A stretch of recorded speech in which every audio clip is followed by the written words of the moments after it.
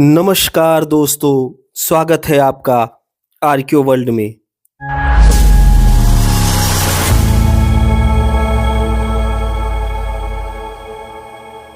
दोस्तों, हम लोग यूजीसी नेट जेआरएफ इतिहास विषय पर चर्चा कर रहे हैं। हमने एक नई श्रृंखला के अंतर्गत इंडो ग्रीक राजाओं पर चर्चा की थी, जिसमें हमने उनके द्वारा किए गए कार्यों के विषय में बात किया था। इसी श्रृंखला को आगे बढ़ाते हुए आज हम चर्चा करेंगे शक राजाओं की। मौर्य काल और 6ठी शताब्दी ईसा पूर्व से संबंधित बहुत सारे वीडियो मेरे इसी चैनल आरक्यू वर्ल्ड पर पड़े हुए हैं। आप लोग जा कर के वहाँ पर तैयारी कर सकते हैं यूजीसी नेट की, इसके अलावा अन्य एक दिवसीय परीक्षाओं की। चूँकि मैंने पहले ही उसको बता रखा है, इसीलिए मैं इंडो ग्रीक राजाओं, शक और पहलो तथा कुषाण राजाओं के विषय में चर्चा कर रहा हूँ। यूजीसी नेट का जो यूनिट 2 है, उसके अंतर्गत ये आता है। आप लोग मेरे साथ इस वीडियो में अंत तक बने रहिएगा और यथासंभव कमेंट भी कीजिएगा। चलिए देखते हैं शक राजाओं को। शक राजाओं के विषय में इतिहास जानने के स्रोत।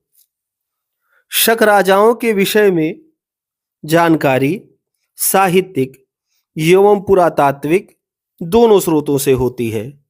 साहित्यिक स्रोतों में विशेष रूप से चीनी स्रोत हमारे लिए महत्वपूर्ण हैं। शकों के प्रारंभिक इतिहास के ज्ञान के लिए हमें मुख्यतः चीनी स्रोतों पर निर्भर रहना पड़ता है। इनमें पानकीकृत सियेन हांसू अर्थात प्रथम हान वंश का इतिहास तथा फानेकृत हाउ हांसू अर्थात परवर्ती हान वंश का इतिहास उल्लेखनीय पुस्तकें हैं। इनके अध्ययन से यूची, हूण तथा पार्थियन जाति के साथ शकों के संघर्ष तथा उनके प्रसार का ज्ञान होता है। चीनी ग्रंथ तथा लेखक शकों को सई अथवा सईवांग कहते हैं। अब हम देखते हैं कि भारतीय स्रोतों में कहां-कहां पर शकों का उल्लेख हुआ है।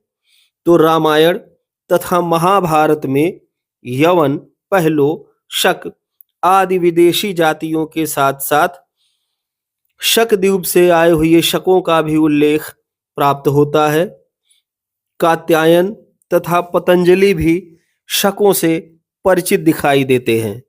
पुराणों में भी शक, मुरुंड, यवन आदि जातियों का उल्लेख मिलता है। जैन ग्रंथ कालकाचार्य कथानक में उज्जैनी के ऊपर शकों के आक्रमण तथा विक्रमादित्य द्वारा उनके पराजित किए जाने का विवरण दिखाई देता है। भारतीय साहित्य में शकों के प्रदेश को शकद्वीप अथवा शक स्थान कहा गया है। पुरातात्विक स्रोतों की चर्चा करें।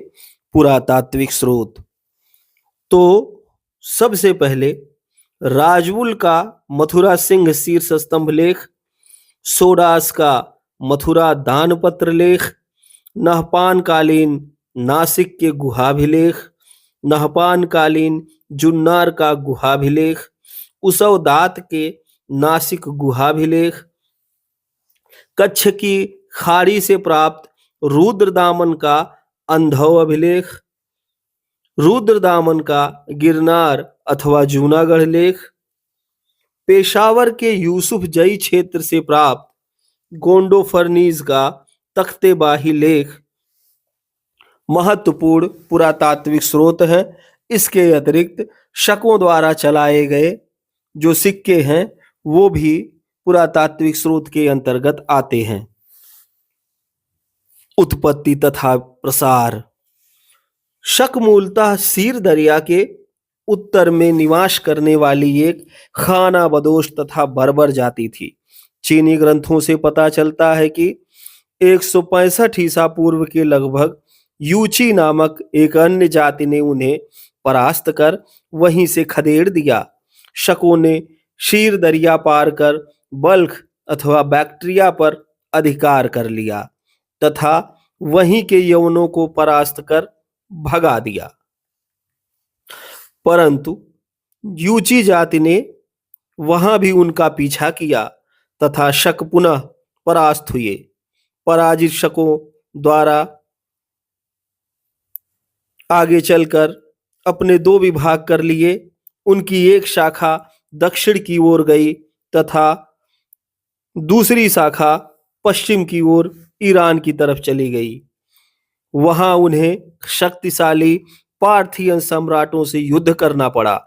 शकों ने दो पार्थियन राजाओं फ्रात द्वितीय तथा अर्तबान को पराजित कर पूर्वी ईरान तथा एरियाना के प्रदेशों पर अधिकार कर लिया। परंतु पार्थियन नरेश मित्रदात सेकंड ने शकों को बुरी तरह परास्त कर ईरान के पूर्वी प्रदेशों पर पुनः अधिकार कर लिया। यहीं से भागकर शक हेलमंड घाटी अर्थात दक्षिणी अफगानिस्तान के क्षेत्र में बस गए। इस स्थान को शक स्थान या सीस्तान कहा गया। यहां से कंधार और बोलन दर्रा होते हुए वे सिंध नदी घाटी में जा पहुंचे। उन्होंने सिंध प्रदेश में अपना निवास स्थान बना लिया। शकों के साथ संपर्क के कारण इस स्थान को शकद्वीप कहा गया। इस प्रकार भारत में शक पूर्वी ईरान से होकर आए थे। उन्होंने पश्चिमोत्तर प्रदेशों से यवन सत्ता को समाप्त कर उत्तरापथ एवं पश्चिमी भारत के एक बड़े भूभाग पर अपना अधिकार कर लिया। तक्षशिला, मथुरा, महाराष्ट्र, उज्जैनी आदि स्थानों में शकों की भिन्न भिन्न शाखाएं स्थापित हो गईं। शक नरेशों के भारतीय प्रदेशों के शासक क्षत्रप कहे जाने लगे।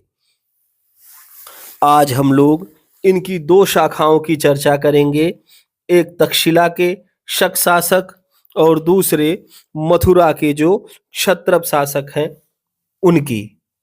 पहले तक्षशिला के शक शासकों की चर्चा करते हैं। तक्षशिला के शक शासक। तक्षशिला के प्रारंभिक शक शासकों में मावेस का नाम सर्वप्रमुख है। सामान्यतः उसका समय 20 ईसा पूर्व से 22 ईस्वी तक माना जाता है। इसकी पहचान तक्षशिला से प्राप्त एक ताम्रपत्र जिस पर महाराज मोग लिखा हुआ है उससे की जाती है। महाराज मोग की राजधानी भी तक्षशिला को बताया गया है। सिक्कों के आधार पर कहा जाता है कि उसका साम्राज्य पुष्कलावती, कपिशा तथा पूर्व में मथुरा तक विस्तृत था। वह भारत का प्रथम शक विजेता था। मावेस के पश्चात एजेस तक्षशिला का शक शासक हुआ। उसने पंजाब में यूथिडेमस कुल के यवनों को पराजित कर वहां अपना आधिपत्य कायम किया। उसने यवन नरेश अपोलोडोटस द्वितीय तथा हिप्पास्ट्रेटस की मुद्राओं को पुनरांकित करवाया। एजिस के बाद एजलाइजिस राजा हुआ। इसे मुद्राओं में महाराज कहा गया है। एजिस द्वितीय के ही समय से पश्चिमोत्तर भारत से शकों की शक्ति का ह्रास प्रारंभ हो गया। इसके दो प्रमुख कारण बताए जाते हैं। पहला है फ्रायोटीज नामक एक महत्वाकांक्षी व्यक्ति ने तक्षशिला पर अधिकार कर लिया। दूसरा है पश्चिम की ओर से गोंडो फर्नीज ने शक राज्य पर आक्रमण किया तथा बाद में तक्षशिला पर अधिकार कर लिया। इस प्रकार जो तक्षशिला के शक शासक थे धीरे धीरे करके वो समाप्त हो गए। दूसरे हैं मथुरा के शक क्षत्रप शासक। मथुरा में शकों का शासन कब और कैसे स्थापित हुआ, यह निश्चित रूप से बता पाना कठिन है। टार्न तथा स्टेन कोनों नामक विद्वान जैन ग्रंथ कालकाचार्य कथानक के आधार पर यह मत देते हैं कि मालवा में विक्रमादित्य द्वारा पराजित होने के पश्चात शक मथुरा में आकर बस गए। मथुरा के सिंह शीर्ष अभिलेख में इस क्षेत्र के अनेक शक सरदारों के नाम उल्लिखित मिलते हैं। संभवतः यह अभिलेख महाक्षत्रप राजुल के काल में उसकी प्रधान महिषी द्वारा उत्कीर्ण करवाया गया था। रजवुल का समीकरण महाक्षत्रप रजवुल से किया जाता है, जिसका उल्लेख मोरा, जो कि मथुरा में स्थित है, वहां से प्राप्त धम्म बम्भी अथवा ब्राह्मी लिपि में उत्कीर्ण लेख से होता है। मथुरा सिंह शीर्ष अभिलेख से पता चलता है कि राजुल या राजवुल मथुरा का प्रथम शासक था। उसके सिक्कों पर महाक्षत्रप की उपाधि खुदी हुई थी। सिक्के सिंधु नदी घाटी से गंगा के दोआब तक पाए गए हैं। सिक्कों की प्राप्ति स्थान से यह निष्कर्ष निकाला जाता है कि रजवुल का अधिकार पूर्वी पंजाब से मथुरा तक था। रजवुल के बाद उसका पुत्र शोडास राजा हुआ। मथुरा से उसके अभिलेख तथा सिक्के मिलते हैं।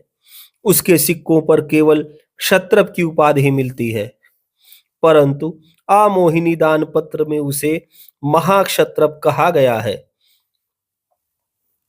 ऐसा लगता है कि अपने पिता की मृत्यु के बाद वह महाक्षत्रप बना। पूर्वी पंजाब से उसका कोई सिक्का नहीं मिलता।